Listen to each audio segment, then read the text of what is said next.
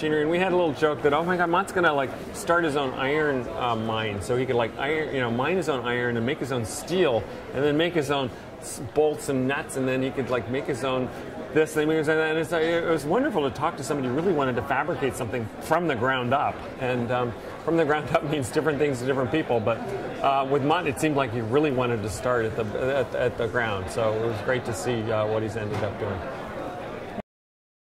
Traditions of chocolate in the third world, I mean, basically in chocolate's origins, basically were all liquid and they were drinks. And so basically that's the way it maintained itself.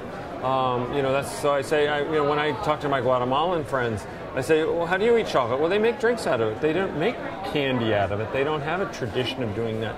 That was something that was completely figured out by the Swiss. And the way Swiss make solid chocolate, you need cold temperatures in order to temper.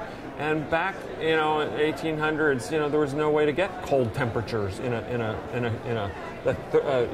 developing world climate. They didn't have refrigeration, they didn't have snow, they didn't have ice, and so that's why chocolate manufacturing developed in places like Switzerland, northern France, England, and in California, in San Francisco. It's the coldest summer climate in the United States. So really, that's why all the chocolate makers came in the 1860s to California to make chocolate there.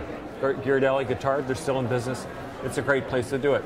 Now that refrigeration's available, our architecture is a little more advanced in terms of keeping climate control. I think there's an opportunity now to make great chocolate in other places, but you still need to chill it to get it tempered.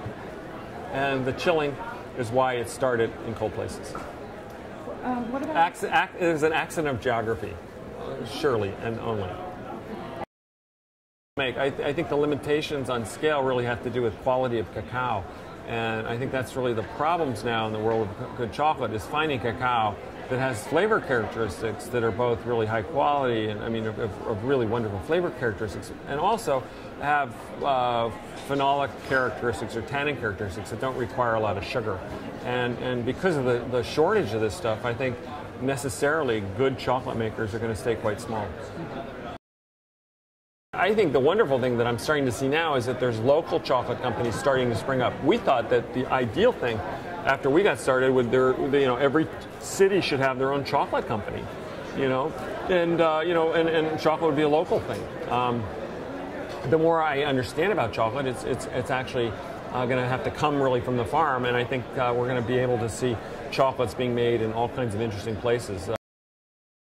And one of his partners back in the mid-90s, or right after the mid-90s, when we had just started our chocolate company, and they were trying to do the same thing. We had just done it, and it was fun that they had cacao in their own backyards, but they didn't have any machinery, and so the whole thing was to figure out how to get machinery to down to Grenada that would work. And that Mott's idea of like making everything was novel, to say the least, but it's really amazing to see how well they've done. They've figured out the machinery, they've got great cacao, and now they've got great chocolate. And it's really a testament to sort of the passion that those of us who love chocolate have, that we've been able to make things that are really delicious. And I think the fact that they've got cacao in their backyards is really a step up on almost everybody else. Playing with fermentation, playing with different varieties.